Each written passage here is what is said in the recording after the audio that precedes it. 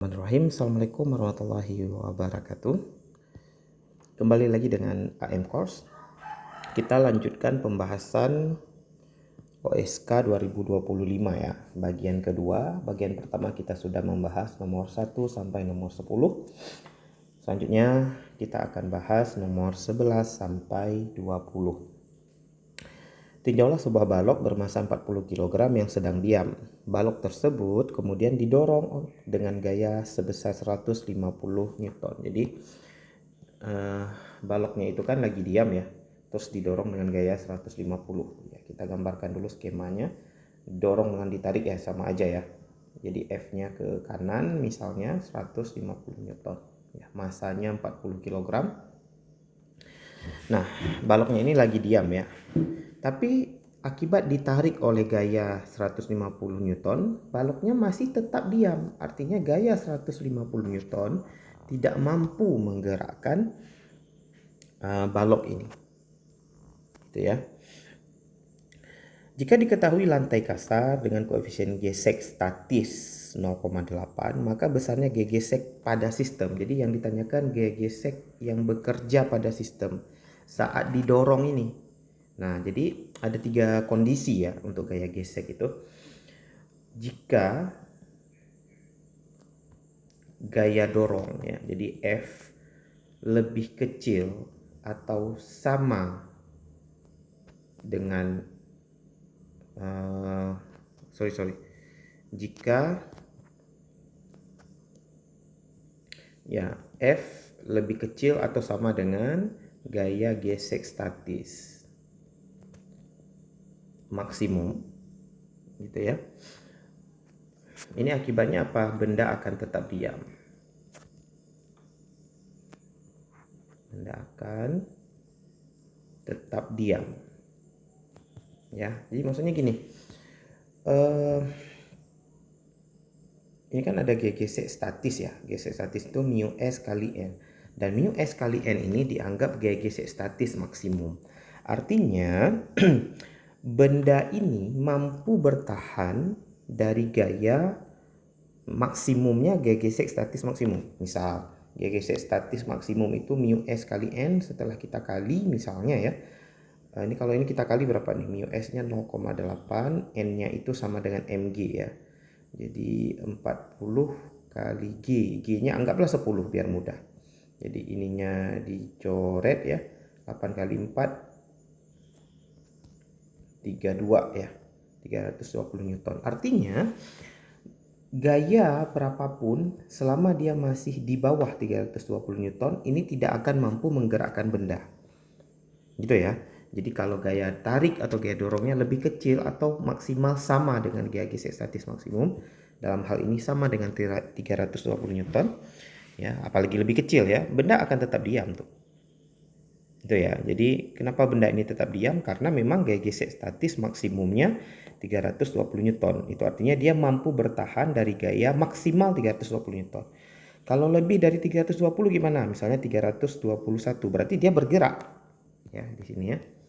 Jadi jika F-nya lebih besar dari F ges statis maksimum, maka benda bergerak.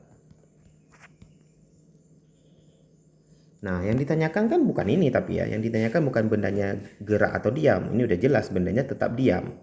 Berarti masih pada kondisi ini. Yang ditanyakan ke kita adalah gaya gesek yang bekerja. Nah, ini agak tricky ya. Kalau yang berlaku itu keadaan yang pertama ini, maka gaya gesek yang bekerja itu akan sama dengan gaya F-nya. Ya, jadi bukan berarti langsung gaya gesek statis 320 langsung 320 kita isi sini, bukan. Yang ditanyakan gaya gesek yang sedang bekerja pada sistem. Nah, gaya gesek yang sedang bekerja pada sistem itu akan sama dengan nilai F-nya. Ya, jadi ibaratnya gini. Gaya gesek ini gaya yang pasif dia, bukan gaya yang aktif. Artinya kalau ditarik dengan 150 dia akan balasnya 150. Ya, dia akan balasnya secukupnya 150 agar sistemnya tetap diam. Kan diam itu sigma F sama dengan 0 ya. Jadi kalau ditariknya 150 maka dia akan balasnya 150 biar totalnya 0 gitu. Kalau dia balasnya 320 ke belakang, ditarik ke kanan 150, ke belakang 320 dia balas, maka akan jalan ke kiri. Itu kan mustahil kan? Ada meja, kita tariknya pelan, tiba-tiba dia jalan ke belakang gitu ya. Karena gaya gesek statisnya maksimalnya 320 dia tarik, kan enggak gitu ya. Jadi gaya gesek statis itu dia membalas sebesar gaya tarik atau gaya dorong aja. Kalau dia udah nggak mampu membalas, misalnya 321 tadi, itu kan udah melewati batas dia kan, maka gaya gesek yang bekerja, bendanya kan gerak ya, kalau gerak berarti gaya gesek yang bekerja itu sama dengan gaya gesek kinetik nantinya. Jadi misalnya baloknya ditarik oleh gaya F 321, maka dibalas ke belakang sebesar gaya gesek kinetik. Berapa gaya gesek kinetik? Ya tentu gaya gesek kinetik itu mu K kali N. Dan nilainya tetap. Ya katakanlah ditarik sekarang 350, maka dibalasnya gaya gesek kinetik juga. Ditariknya 400, dibalasnya gaya gesek kinetik juga. Gitu ya. Jadi kalau kita gambarkan kurvanya, grafik gaya gesek yang bekerja ya terhadap gaya F, maka lebih kurang seperti ini gambarnya. Awalnya naik dulu, artinya gaya gesek yang bekerja bisa aja 0 kalau gayanya 0. Kemudian gaya gesek yang bekerja itu sama dengan gaya F, kalau ditarik 10 balasnya 10 ya, sampai maksimal apa? Maksimalnya sebesar gaya gesek statis. Ya, jadi misalkan gaya gesek statis maksimum berapa sih? 20 misalkan. Maka dia balasnya 20. Begitu gaya yang bekerja itu melebihi 20, ya, katakanlah misalkan 30 di sini. Ya kan? Atau bahkan mulai dari 21 ya. Maka gaya gesek yang bekerja gaya gesek kinetik. Dan ingat, gaya gesek kinetik itu selalu lebih kecil dari gaya gesek statis maksimum. Maka nanti kurvanya itu agak turun ke bawah gini. Ya, lebih kurang ya. Diturun ke bawah terus konstan. Jadi di sini itu nilai gaya gesek kinetik. Jadi begitu gayanya melebihi 20, maka yang bekerja adalah gaya gesek kinetik. Ya. Nah, seperti itu kira-kira konsep gaya gesek yang bekerja ya. Jadi gaya gesek bekerja itu, jadi kalau kalian di sini inputnya malah ya data yang ada di soal gitu ya. Jadi inputnya 150 tapi koma 0 ya. Oke, begitu. Selanjutnya, dua buah benda dihubungkan oleh tali ideal. Tak bermassa seperti ditunjukkan pada gambar samping. Diketahui bahwa M2 sama dengan 2M sama dengan 10 kg. Nah, ini berarti kalau kita buat ya, M1-nya 5 kg, M2-nya 10 kg gitu ya. Gunakan asumsi tali dan katrol tidak bermassa dan licin ya. Artinya kita di sini masih menggunakan dinamika linear aja, tidak perlu meninjau torsi ya. Kemudian tidak perlu juga meninjau gaya gesek. Jika tidak ada gaya gesekan antara kedua benda ya, sudutnya juga 30 derajat ya, tetanya. Gaya horizontal yang harus diberikan, ini pertanyaannya ya. Gaya horizontal yang harus diberikan pada benda bermassa M1, berarti benda atas. Ya, agar benda tidak bergerak. Artinya sistem ini harus tetap diam. Nah, ini F-nya berapa? Jadi F ini harus melawan gaya ke belakang. Gaya ke belakang pasti tegangan tali kan? Nggak ada gesekan di sini, aman. Kalau ada gesekan, tambah gesekan lagi nanti. Ya, bisa ke belakang gesekannya, bisa ke depan tergantung nanti gaya yang ditanya ini F maksimum atau F minimum ya. Nah, tegangan tali ini karena sistemnya diam ya, berarti sigma F sama dengan 0, maka F itu harus sama dengan T. T ini dari mana? Tinjau lagi benda 2 gitu ya. Nah, di sini ada T ke belakang ini ya tentu M2G sin theta kan? Nah, jadi M2G sin theta gaya yang ke belakangnya tuh. Maka karena sigma F sama dengan 0 berlaku pada M2 juga, maka T sama dengan M2G sin theta gitu. Oke, jadi langsung aja ya. Jadi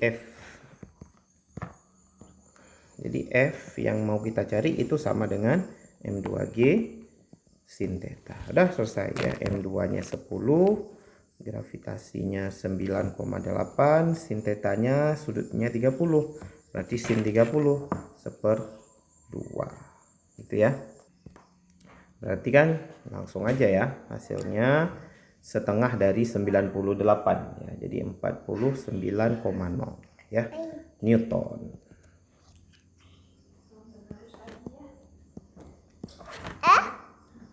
Oke, selanjutnya. Nomor 13, sebuah massa M di titik P digantung pada suatu tali dengan panjang A. Tali tersebut diputar dengan kecepatan sudut tertentu sehingga massa M bergerak melingkar beraturan pada bidang horizontal. Dengan sudut antara tali dengan garis vertikal adalah alfa. Jika massa M 2 kg, A-nya 40 cm dan cos alfa 4/5, maka energi kinetik massa M sama dengan, nah kita buat dulu segitiganya ya, kalau diketahui sudutnya seperti ini ya. Jadi kalau alfa di sini cos itu samping per miring, jadi 4/5, di sini pasti 3 ya. Jadi kalau kita butuh sin berarti 3/5 ya, kalau butuh tan 3/4.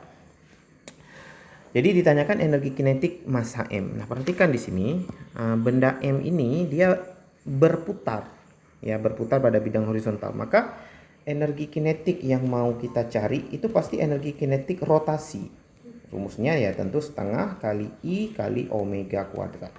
Ya, I ini momen inersia, omeganya adalah kecepatan sudut.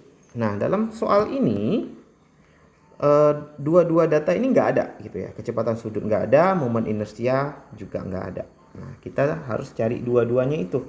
Kalau momen inersia, kita tinggal isi aja setengah M kali R kuadrat, karena benda ini dianggap sebagai partikel ya, mr kuadrat, bukan benda kejal gitu ya. Nah, R-nya itu adalah jari-jari dia berputar terhadap pusat. Nah, pusatnya ini C ini ya, senternya. Jadi R-nya itu di sini. Nah, karena sisi miringnya diketahui tadi, sisi miringnya ini A gitu ya diketahui, maka nilai R-nya kita bisa peroleh gitu ya dengan bantuan dari trigonometri gitu ya. Jadi R sama dengan, nah kan ini sisi depan berarti A kali sin alfa gitu ya kan. Nah, kalau kita input ke sini boleh langsung input setengah kali M-nya adalah M-nya biarin, R-nya adalah A kali sin alfa, A-nya kuadrat, sin alfa kuadrat ya, karena R-nya kuadrat. Nah, sekarang tinggal omeganya. Omeganya nggak ada. Nah, omeganya kita cari dari tinjauan gerak melingkar ya. Jadi kalau kita buat di sini ke bawah ada gaya berat mg, miring ada gaya tegangan tali. Gaya tegangan tali bisa diuraikan ke atas menjadi sudut alfa sama dengan di sini. Berarti di sini T cos alfa ya. Kemudian yang ke pusat, menuju ke pusat ini T sin alfa. Nah, kalau kita ambil sumbu Y, kita akan dapat T cos alfa sama dengan mg. Kemudian tinjauan sumbu X kita akan peroleh T sin alfa sama dengan gaya sentripetal ya. Jadi M omega kuadrat kali in R. Ya, dimana R-nya yang tadi itu ya. R-nya adalah A kali sin alfa. Nah, sampai sini kita sudah memperoleh semua persamaan yang kita butuhkan sebenarnya ya. Persamaan R ada, persamaan T ada gitu ya, yang ada omeganya ada. Nah, kita tinggal main substitusi aja nih. Jadi R-nya, jadi saya bisa substitusi nilai T-nya itu kan mg per cos ya, ke nilai T ini ya. Kemudian saya substitusi R kemari gitu ya. Maka kita akan memperoleh T-nya diganti menjadi mg per cos alfa. Mg per cos alfa berarti kali sin alfa sama dengan M omega kuadrat. R-nya adalah A sin alfa. Sin alfanya bisa dicoret ya, M-nya bisa dicoret. Maka kita akan memperoleh omega kuadrat setara dengan G per A cos alfa. Gitu kan ya.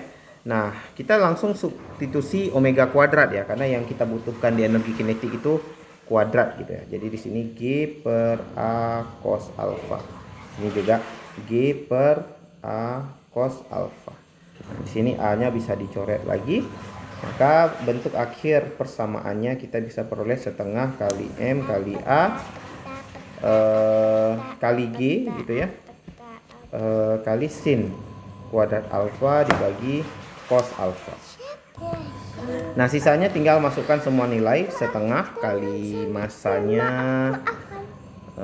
berapa tadi, 2 kg ya, masanya 2 kg, panjang talinya A itu 40 cm, jangan lupa ubah ke meter, 0,4, gravitasinya 9,8, sin alfanya itu tadi 3/5 ya, jadi 3/5 dikuadratkan berarti 3/5 dibagi dengan cos alfa. Cos alfanya itu 4/5. Jadi kalau kita bagi 4/5 di bawah bisa aja gitu ya, tapi saya nggak mau bagi di bawah, kita ubah jadi kali aja, berarti 5/4 gitu ya. Jadi ini tinggal dicoret-coret aja yang bisa dicoret gitu ya. 0,4 dengan 4 tinggal 0,1. Jadi sisanya 0,1, 9,8 dikali 9 dibagi dengan 5. Nah, tinggal pakai kalkulator aja kalau kalian nggak mau cari manual ya. Nanti diperoleh hasil akhirnya adalah satu angka di belakang koma 1,8, satuannya adalah joule. Oke, seperti itu.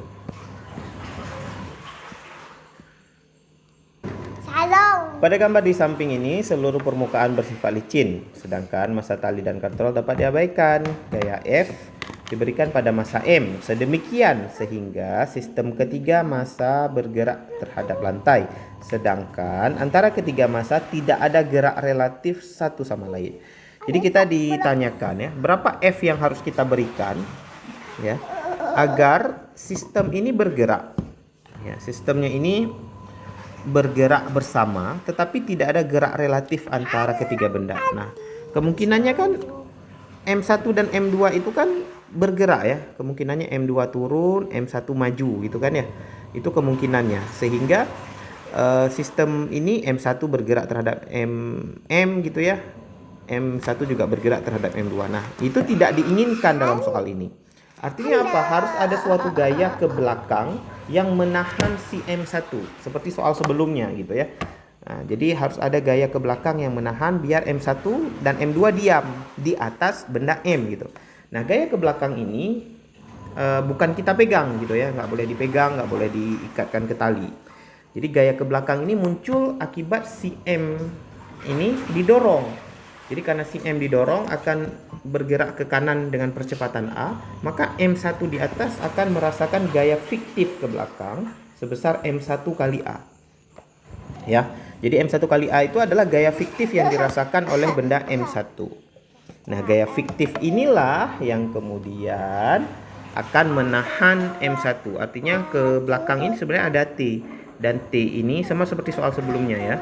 Dan T ini itu sebenarnya berat nilainya adalah M2 kali G. Jadi M1 kali A harus sama dengan T dan T harus sama dengan M2 kali G. Gitu ya. Jadi nilai A itu setara dengan M2 per M1 kali G. Nah, sementara yang ditanyakan dalam soal adalah F. Nah, F itu langsung aja M kali A, tapi M-nya M total ya, kali A. Jadi M totalnya adalah M1 tambah M1 tambah M2 ditambahin M dikaliin A. A-nya adalah M2 per M1 dikali G.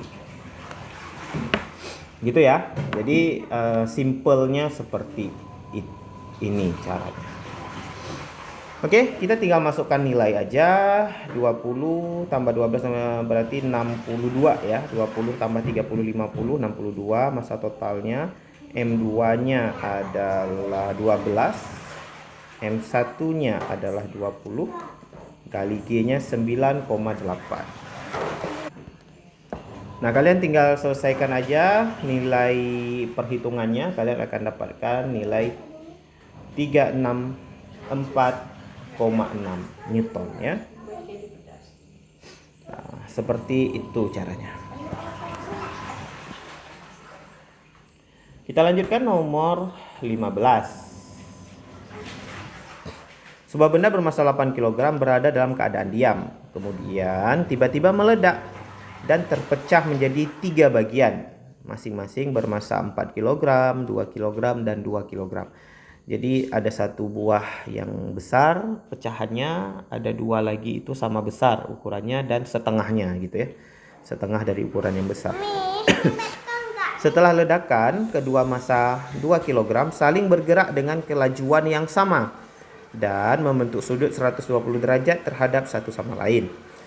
Jika energi kinetik total ketiga pecahan adalah 640 Joule, maka besar momentum linear untuk massa 4 kg adalah. Jadi soal ini itu tentang momentum, kemudian ada energinya juga ya. Jadi kita menggunakan dua konsep nantinya. Nah, kita bisa gambarkan seperti ini lebih kurang keadaannya. Awalnya keadaannya bendanya masih 8 kg gitu ya. Bendanya masih 8 kg dan dia diam. Jadi massanya ada, kecepatannya nggak ada. Berarti momentum awalnya sama dengan 0. Jumlah momentum awal 0. Nah, keadaan akhirnya gimana? Keadaan akhirnya mereka itu terpecah menjadi 3 bagian. Ya, ada yang 4 kg, ada yang 2 kg. Ya, yang 2 kg diketahui bergerak satu sama lainnya itu membentuk sudut 120 derajat gitu ya. Anggaplah seperti ini. Nah, ini 120 derajat. Gitu ya.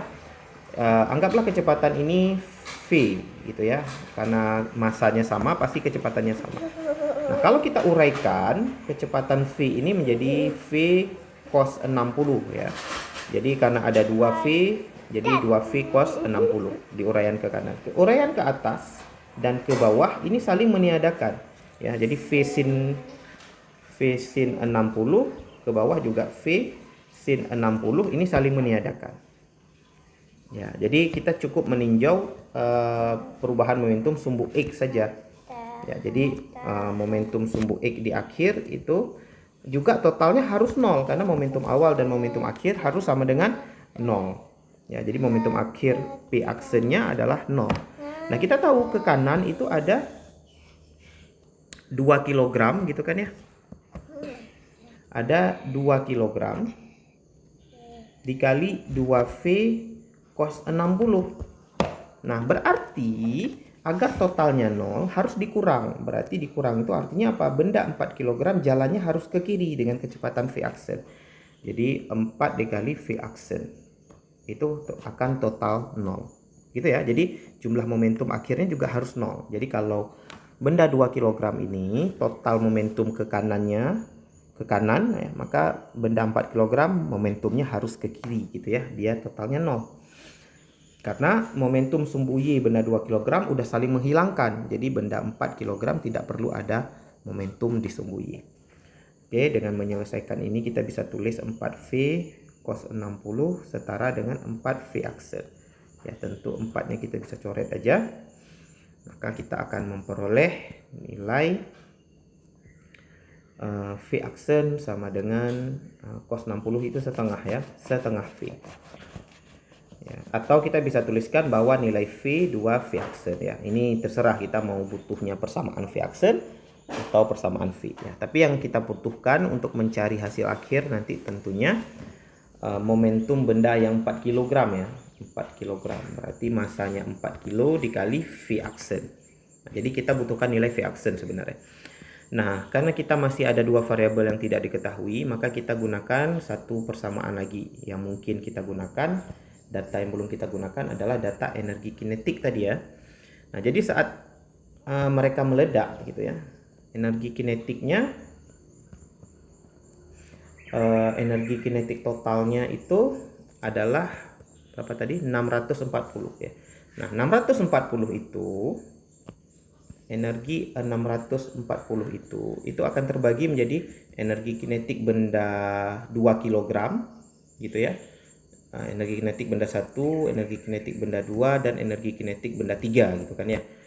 Tapi energi kinetik benda 1 benda 2 sama gitu karena masanya sama. Jadi setengah masanya 2 kg, kecepatannya adalah V ya, dan ini dikali 2 gitu ya, dikali 2 karena energi kinetik benda 1 dan benda 2, ditambahin setengah kali 4 kali V aksen, kuadrat ya, karena energi kinetik kuadrat.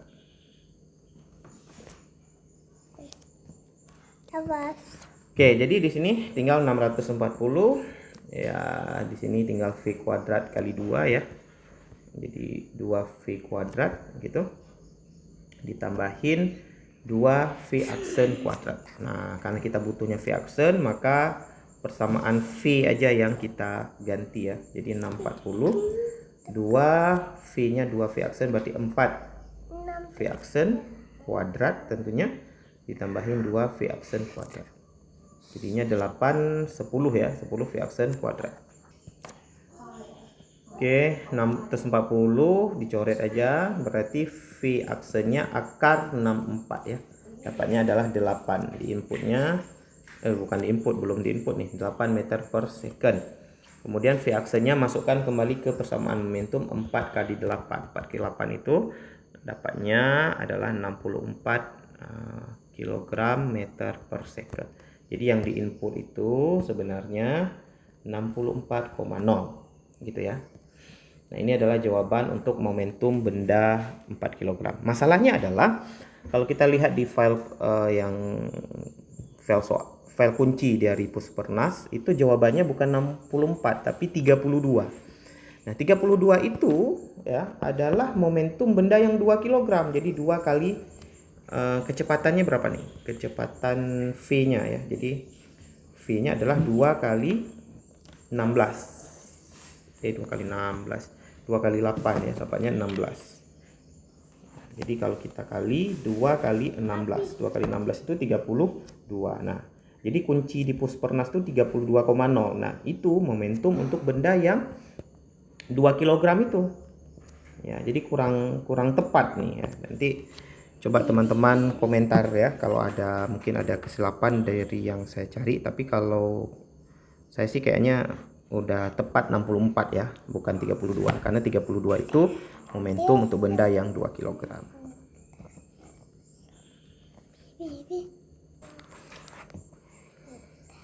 Selanjutnya nomor 16, sebuah peluru A ditembakkan vertikal ke atas dengan kecepatan 50 meter per second. 4 detik kemudian peluru B ditembakkan dari tempat yang sama. Sedemikian sehingga peluru B mengenai peluru A ketika peluru A berada pada ketinggian maksimum. Sebuah peluru A ditembakkan vertikal ke atas dengan kecepatan 50 meter per second. 4 detik kemudian peluru B ditembakkan dari tempat yang sama. Sedemikian sehingga peluru B mengenai peluru A ketika peluru A berada pada ketinggian maksimum. Kecepatan peluru B saat mengenai peluru A sama dengan. Jadi logikanya itu gini. Jadi ada 2 peluru ya. Ini yang A, dia diberi kecepatan awal gitu 50 meter per second. Nanti dia naik sampai ketinggian maksimum ya. Kita nggak tahu nih ketinggian maksimum berapa gitu kan ya. Tapi kasusnya adalah yang bikin menarik adalah peluru B itu ditembakkan 4 detik setelah peluru A ditembakkan ya, sehingga peluru B bisa mengenai peluru A di titik maksimum gitu ya. Nah, strateginya adalah ya, benda B ini dia kan ditembakkan 4 detik setelah A jalan ya. Kemudian katakanlah 4 detiknya di sini gitu ya, 4 detiknya di sini. Nah, berarti kan ada sisa waktu di mana A bergerak dari 4 detik ke atas gitu ya. Nah, ini adalah waktu dari si A bergerak dari 4 detik ke atas. Ini adalah waktu untuk si B bergerak dari bawah ke atas gitu. Jadi si A itu dari titik 4 second ke atas itu adalah waktu bagi si B atau kesempatan bagi si B untuk mengejar si A sampai ke puncak. Gitu kan ya. Nah, jadi kita cari dulu tuh dari tinjauan peluru A, kita cari dulu waktu untuk mencapai maksimum si A berapa. Kemudian kita juga cari ketinggian A berapa. Karena si B itu harus menempuh itu gitu. Si B itu harus menempuh ketinggian maksimum A tapi dalam waktu sisa dari 4 second ke maksimum. Gitu ya. Jadi kita cari dulu dari si A ini. Nah, tentu carinya mudah saja ya. Untuk peluru A kita bisa cari VT-nya dulu, waktunya dulu. Jadi VT sama dengan V0 min GT ya. Kita pakainya gerak vertikal ke atas. VT-nya 0 ya. V0-nya adalah 50. G-nya dipakai 9,8 ya, jangan lupa dikali dengan T. Ya.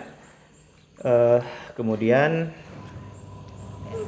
dengan mudah kita bisa dapatkan T sama dengan 50 bagi 9,8. Tekan aja kalkulator, dapatnya sekitar 5,1 sekon. Ini adalah waktu bagi si A untuk mencapai ketinggian maksimum. Nah, karena si A sudah menggunakan 4 detik, maka sisanya adalah TB-nya itu adalah 5,1 dikurang 4. Jadi ini adalah 1,1 second. Nah, 1,1 second itu adalah waktu bagi si B untuk bisa mengejar si A sampai ke puncak gitu ya. Nah, tentu kecepatan si B, kecepatan awal si B itu tentunya pasti lebih besar gitu. Ya kan, dari kecepatan si A karena si B harus mengejar si A dengan ketinggian maksimumnya si A, tapi dalam waktu yang singkat gitu. Kita cari dulu HA-nya ya. Untuk mencari ketinggian kita bisa pakai rumus nomor 2-nya ya, VT kuadrat V0 kuadrat min 2 kali G kali H. Ya, VT-nya 0, kecepatannya 50 kuadrat kurang 2 kali 9,8. Kemudian dikali dengan H. Kita mau cari H-nya ya. H sama dengan atau bisa juga kita pakai sebenarnya rumus ketiga sih sebenarnya ya. Jadi 50 kuadrat 2500 ya dibagi dengan 2 kali 9,8 itu 19,6 ya. Jadi hasilnya 127,55 meter. Ini adalah ketinggian maksimum si A. Oke, selesai. Kita tinjau sekarang peluru B. Nah, peluru B yang ditanyakan adalah kecepatan B saat mengenai A ya. Jadi VT si B yang ditanya. V0 si B belum ada. Min GT juga. Nah, jadi VT-nya yang ditanya. Ya, tentu kita butuh V0. V0 belum ada. Ya, biarin dulu. G-nya 9,8. T-nya adalah waktu sisa tadi ya, 1,1. Nah, dalam hal ini kita simpan dulu persamaan ini ya. Kemudian kita bisa ambil satu persamaan lagi dari ketinggian ya. Di si B itu ketinggiannya H V0 kali T kurang setengah GT kuadrat. H yang harus ditempuh si B ini sama dengan ketinggian si A tadi yang ini. Ya, karena ketinggiannya sama gitu ya. Jadi 127,55. V0 B kita belum tahu, T-nya adalah 1,1. Karena untuk menempuh ketinggian yang dialami si B itu waktunya cuma 1,1. Kurang setengah kali 9,8 kali 1,1 dikuadratkan. Oke, seperti itu. Nah, kalian selesaikan ini ya, kalian akan dapatkan nanti V0-nya itu kalau dihitung-hitung ya, nanti 121,34 ya. Kemudian tinggal disubstitusi aja V0-nya kemana. Maka kita akan memperoleh VT nanti tinggal dikurang saja ya. 121,34 dikurang 9,8 kali 1,1 nya 10,78 ya. Berarti kalau dikurangin diperoleh 110,56. Jadi boleh di inputnya 110,6 gitu ya, meter per second. Ini adalah kecepatan akhir si B ketika dia menabrak si A gitu ya. Nah, masalahnya ini juga berbeda dengan kunci ya. Jadi nanti coba kalian lihat lagi ya, di mana ada kesalahan datanya ya. Tapi kalau perhitungannya sepertinya sudah benar ini ya. Kita lanjut nomor 17. Perhatikan gambar di samping. Sebuah benda titik bermassa 10 kg pada awalnya dalam keadaan tidak bergerak di titik A yang terletak pada permukaan bidang miring yang licin. Ketinggian titik A dari dasar bidang miring adalah 2 meter. Benda tersebut kemudian dilepaskan dari titik A. dan bergerak menuruni permukaan bidang. Intinya bendanya itu turun ya dari titik A sampai ke titik B, itu nggak ada gesekan. Kemudian nanti dari B ke C baru ada gesekan ya. Yang ditanyakan ke kita adalah dia tuh berhenti di C nanti, ya kan? Panjang lintasan dari B ke C. Jadi soal ini paling mudah kalau kita tinjau dengan konsep energi aja. Dari titik A dia punya energi potensial. Energi potensial kemudian berubah menjadi energi kinetik sampai di B. Sampai di B dia cuma punya energi kinetik. Kemudian energi kinetiknya berubah menjadi usaha untuk melawan gaya gesek. Gitu aja. Jadi di sini bisa langsung MGHA, langsung ini kemari gitu boleh. Ininya nggak perlu karena nggak ditanyakan kecepatan di B ya. Jadi langsung aja MGHA, usaha itu F kali S. F-nya adalah gaya gesek. Jadi M kali G kali HA sama dengan gaya gesek itu mu kali N. Karena ini bidang datar, maka N-nya pasti sama dengan mg gitu ya. Mg kaliin S. S-nya inilah yang mau kita cari jarak dari B ke C. Gitu ya. Jadi mudah saja mg-nya dicoret aja di sini. HA-nya tadi berapa meter? 2 meter ya. Hanya 2, koefisiennya 0,25 itu 1/4 ya. Kali SBC. 4 kali 2 8. Jadi jarak B ke C sama dengan 8,0 meter ya. Ini udah sesuai dengan kunci jawabannya juga. Nomor 18, tinjaulah sebuah balok bermasa 10 kg yang awalnya bergerak 20 meter per second dan kemudian didorong horizontal oleh gaya 200 Newton. Jika diketahui lantai licin, maka energi kinetik sistem 1 detik setelah bergerak ya. Ini soal yang mudah ya, cuman mungkin harus 2 kali cari ya. Jadi awalnya dia diam ya. Oh enggak, awalnya bergerak ya. Kecepatan awalnya itu 20 meter per second, masanya 10 kg, dia didorong oleh gaya F 200 Newton. Jadi gaya F ini akan memunculkan percepatan ya sebesar F per M. F-nya 200, M-nya adalah 20 ya, dicoret aja berarti dapatnya 10 meter per second kuadrat. Nah, ini percepatannya nih. Nah, kemudian dengan percepatan ini dia akan memiliki kecepatan akhir berapa? V0 ditambahin A kali T ya. V0-nya 20 ditambahin 10 kali T-nya 1 detik ya. 1 detik setelah bergerak berarti dapatnya 30 meter per second.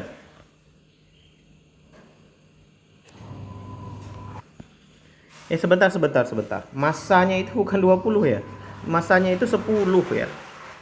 Ya, maaf ya, salah lihat ya. Jadi masanya itu 10. Tapi kalau nolnya dicoret sisa 20 dong. Ya, jadi hati-hati ya. Kadang-kadang yang bikin kita salah itu ya karena kita tidak teliti ya. Bukan karena kita nggak bisa ya. 20 berarti di sini 40 ya. Hampir aja salah. Ya, jadi VT. Nah, jadi energi kinetik akhir ya tinggal setengah kali M kali VT itu dikuadratkan. Jadi setengah masanya 10, VT-nya adalah 40 dikuadratkan ya. Jadinya ini dicoret 5 ya. 5 dikali 1600 berarti 8.000 ya. 0,0 ya. Jadi di inputnya 8.000,0 ya. Nomor 19. Nah, ini yang agak lumayan ya, soalnya agak lumayan panjang.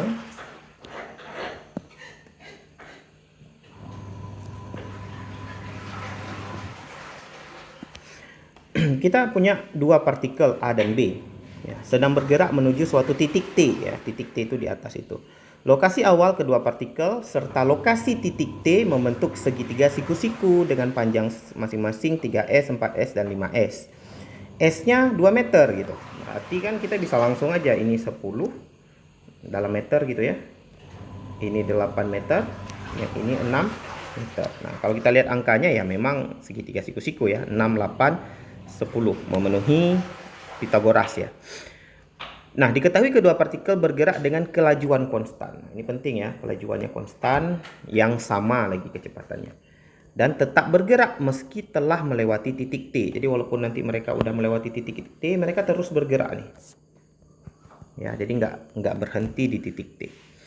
Nah, kalau kita lihat ya kecepatannya sama, ya sama bergeraknya bersamaan, maka si A pasti lebih dulu mencapai titik T dibandingkan si B. Jadi nanti kalau kita lihat si A-nya udah sampai T 6 meter, si B-nya itu ya baru 6 meternya mungkin di sini gitu ya. 6 meternya di sini masih ada sisa 4 meter gitu ya. Jaraknya antara mereka itu. Kedua partikel akan memiliki jarak terdekat sebesar berapa meter. Nah, berapa meter jarak terdekat mereka gitu. Ya, kalau awalnya jarak mereka ini ya 8 meter. Ketika si A-nya sampai T, si B-nya baru jalan 6 meter, ya. Ini jarak mereka 4 meter. Nah, tapi bukan berhenti di sini. Ini jalan terus ke atas, ini jalan lagi sampai mungkin melewati, mungkin jarak terdekatnya malah setelah melewati T gitu ya. Jaraknya miring seperti itu. Nah, jadi untuk mencari jarak terdekat seperti ini, biasanya kita mencari persamaan jarak antara kedua benda ya, atau persamaan jarak atau posisi antara kedua benda. Baru kita menggunakan nanti tergantung persamaannya ya. Kita bisa gunakan kalkulus biasanya nanti ya, turunannya sama dengan 0 gitu ya. Nah, metodenya bisa juga ini menggunakan vektor ya. Bisa menggunakan vektor, bisa kita menggunakan gerak relatif gitu ya. Tapi kalau menurut saya ini akan lebih sederhana kalau kita tinjau saja posisinya ya. Nah, karena ini titik A, titik B dan titik T itu ada posisi masing-masing gitu ya. Kita bisa ambil dulu koordinatnya ya, koordinat. Kita menganggap koordinat si T saya anggap 0,0. Jadi 0,0 itu kita setnya di T gitu ya. Jadi sumbunya seperti ini. Jadi A dan B itu kayak di bawah sumbu ya. Kita bisa aja setnya sebenarnya di A kayak gitu ya. Nah, masalah di mana aja boleh. Nah, kalau koordinat awal T itu 0,0 ya, maka koordinat awal si A ya, koordinat awal si A itu jelas karena dia ada di ini sumbu X-nya 0 ya, kemudian sumbu Y-nya min 6 dan keadaan B itu dia mereng gitu ya, X-nya 8 dan Y-nya min 6. Nah, ini koordinat awal A dan B. Nah, karena kita mau carinya itu persamaan jarak antara A dan B, kita anggap ya karena kecepatannya tadi sama ya, anggap kecepatan awal mereka sama V, sama ya V. Kemudian berarti jarak yang ditempuh dalam waktu T berarti jaraknya berapa? S V kali T, gitu kan ya. Jadi karena waktu yang kecepatannya V berarti jarak, suatu jarak. Kita nggak tahu nih jaraknya berapa karena kita masih mau cari nanti pada waktu berapa jarak mereka terdekat gitu. Jadi persamaan kita nanti itu dalam persamaan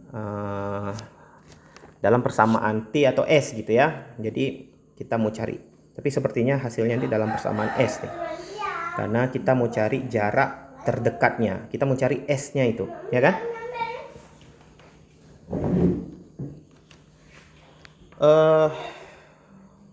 Bukan S yang mau kita cari ya. S ini jarak yang ditempuh masing-masing ini ya. Nanti S inilah yang menuntun kita ke jarak antara mereka ya. Misal gini maksudnya. Jadi si A itu udah jalan segini S. Berarti si B kan juga jaraknya S sama. Nah, jarak antara A dan B ini nih. Anggaplah apa D misalkan distance-nya ya. Nah, D ini kita bisa cari nanti kalau ini kan kalau sekilas kita lihat itu kan pasti mereng jaraknya itu. Karena si A-nya 3 meter misalnya ke sini.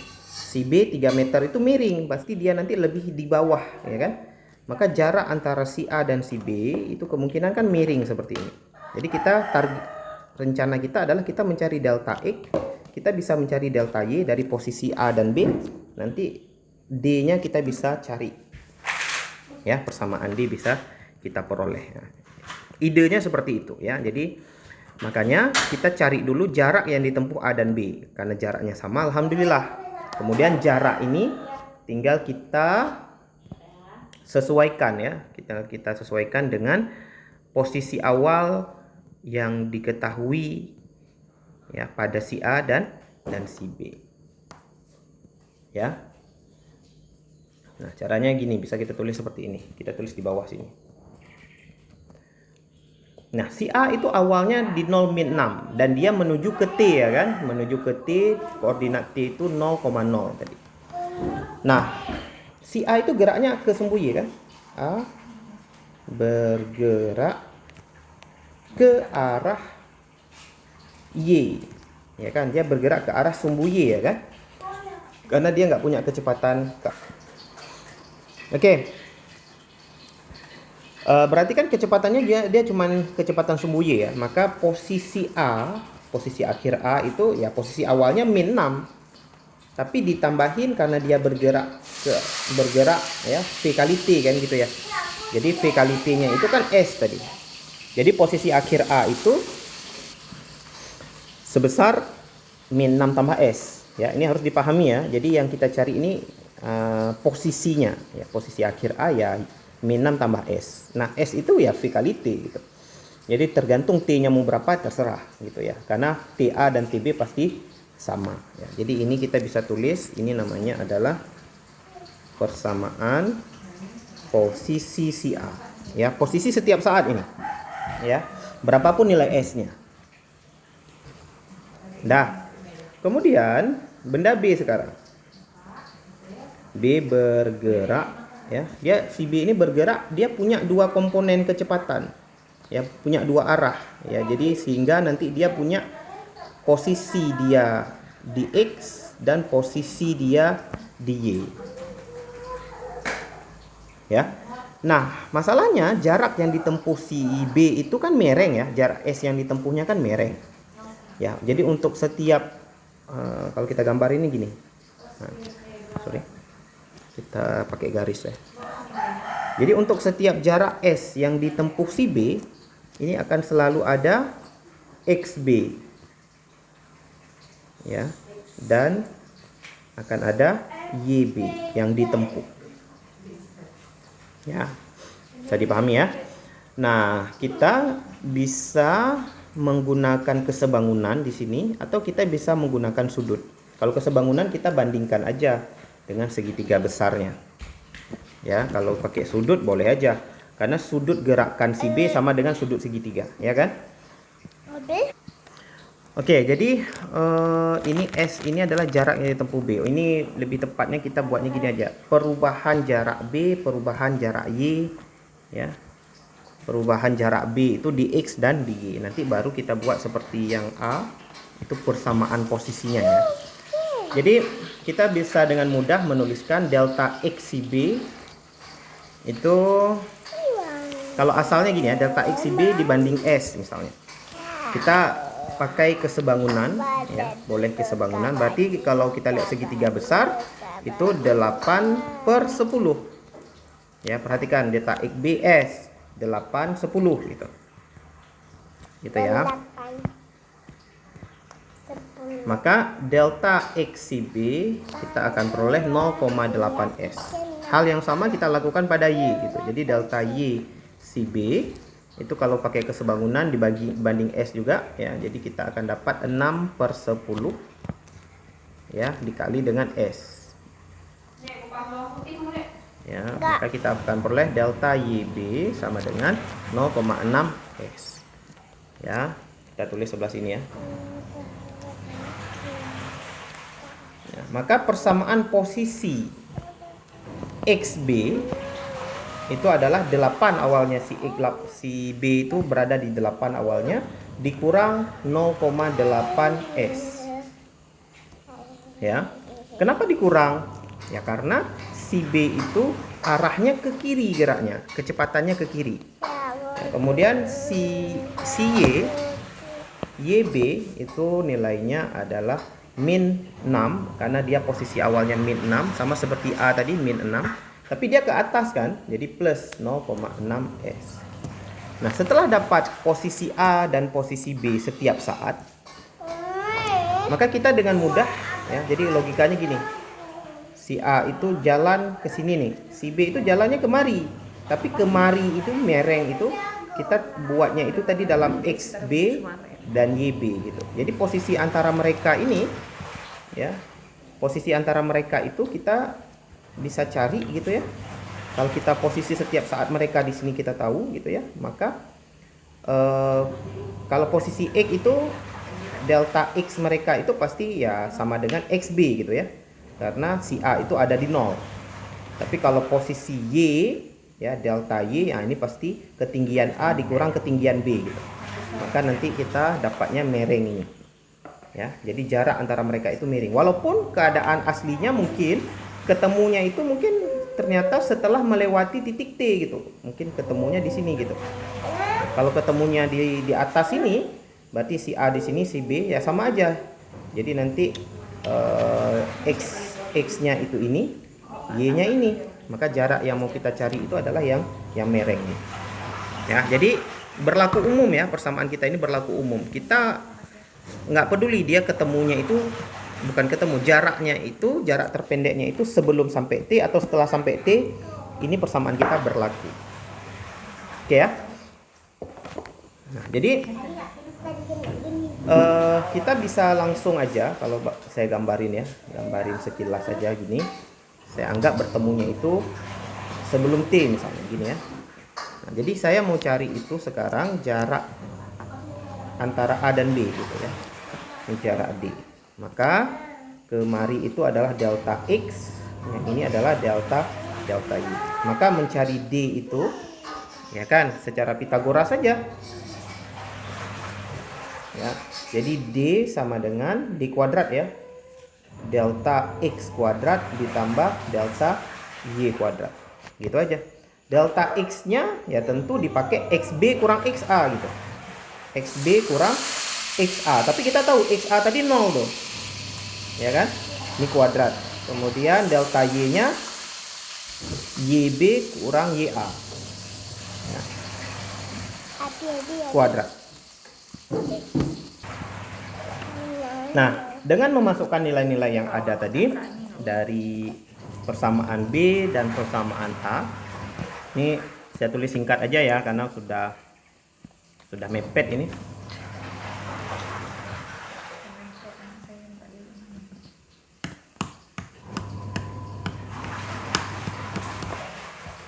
Berarti kita langsung tulis persamaan ini ya.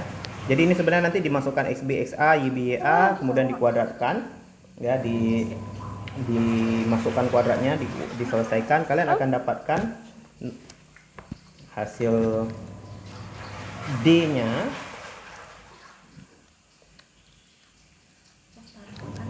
itu nanti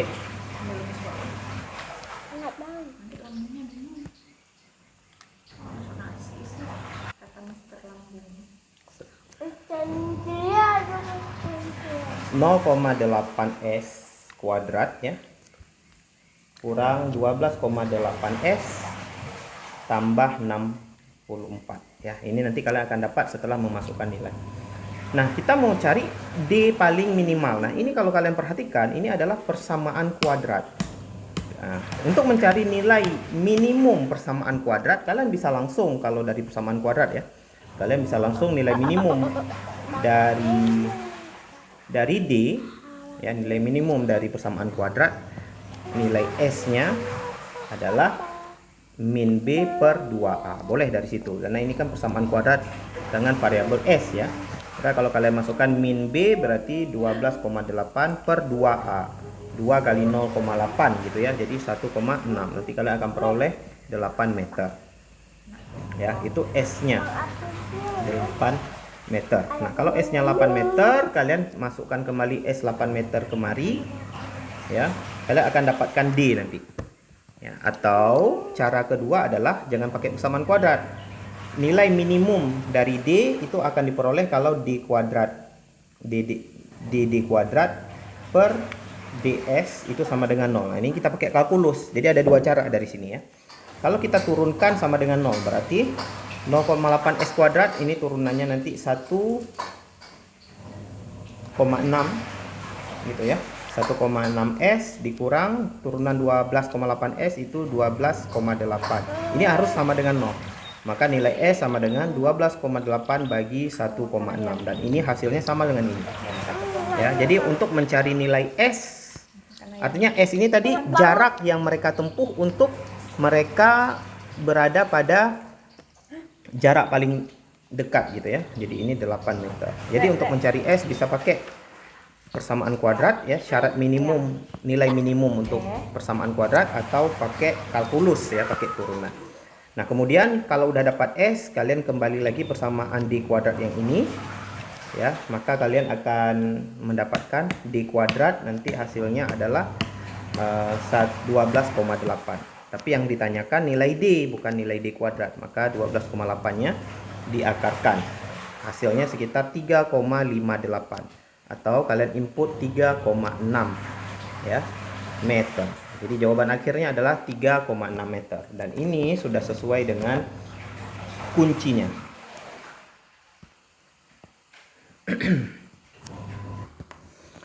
Nomor 20, Andi mengejar Budi dengan kecepatan sebesar V 1 meter per second yang selalu mengarah ke Budi. Sedangkan Budi menghindari Andi dengan kecepatan sebesar V dan membentuk sudut sebesar 60 derajat terhadap arah kecepatan Andi.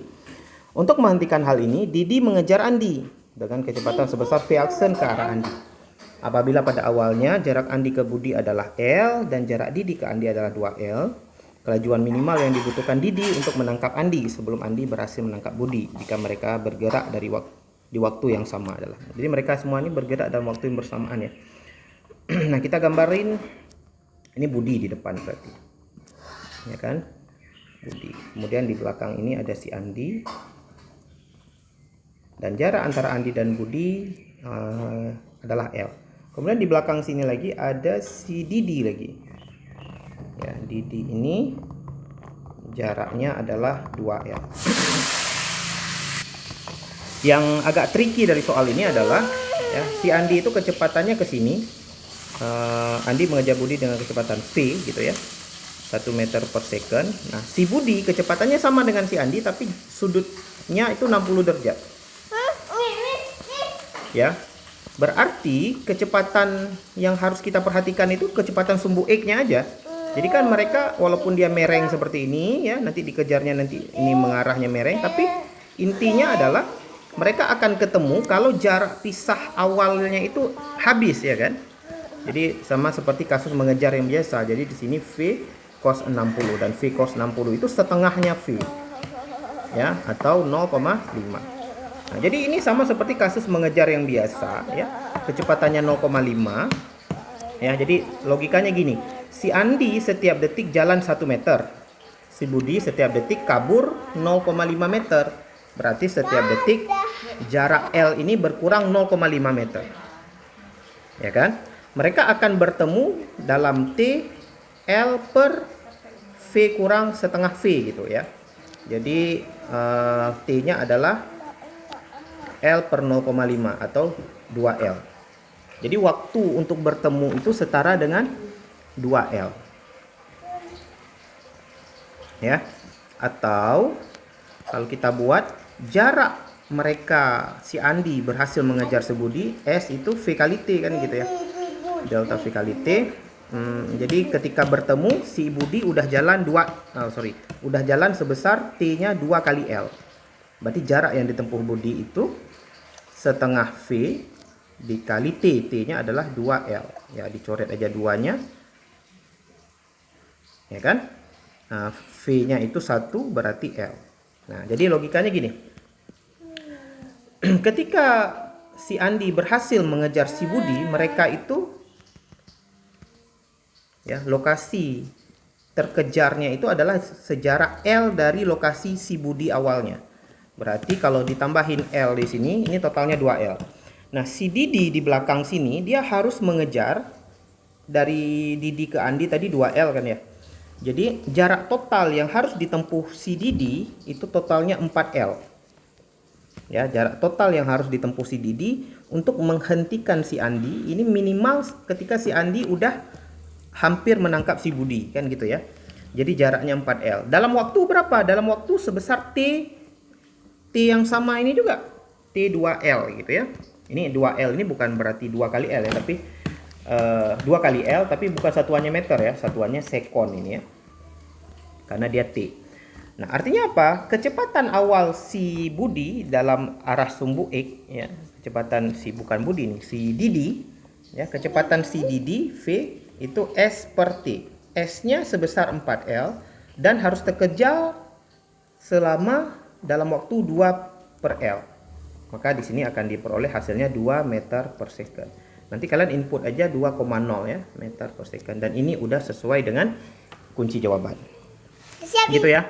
Jadi soal ini kita tidak perlu meninjau ya, si Budinya itu melengkung. Ini kan aslinya melengkung ya. Jadi kita cukup meninjau gerak relatif di sumbu X saja. Gitu juga si Didi ya, dia cukup ditinjau gerak relatif di sumbu X saja. Jadi tidak perlu ditinjau melengkungnya itu. Karena kalau tinjau melengkung itu akan sangat panjang. Begitu ya, semoga bermanfaat. Insya Allah kita lanjutkan nanti di bagian ketiga. Assalamualaikum warahmatullahi wabarakatuh.